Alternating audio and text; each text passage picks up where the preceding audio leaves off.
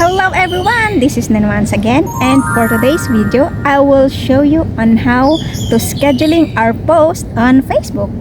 At gagawin po natin yan sa ating Facebook account na naka-professional mode. So, let's start!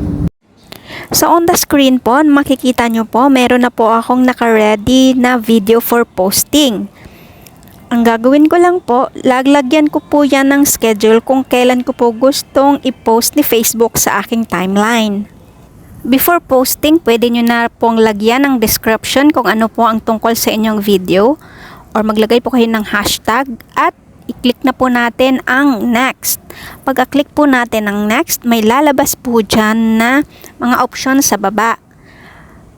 Click lang po natin ang scheduling options. Yan. Click lang scheduling options. At may lalabas po dyan na post now or schedule for later.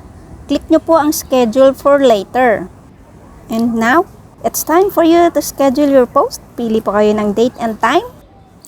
So, ang pinili kong time is 10:50. Kinlik ko lang yung 10 o'clock and then 50 minutes.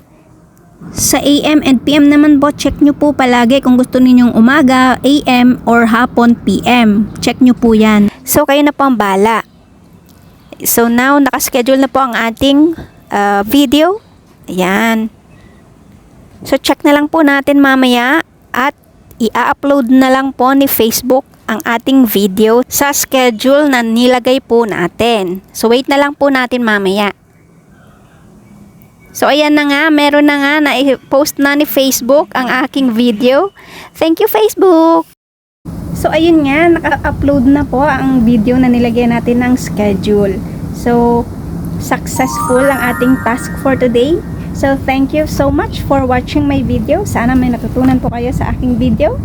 And, magkita-kita po ulit tayo sa susunod kong mga video. Thank you! Bye-bye!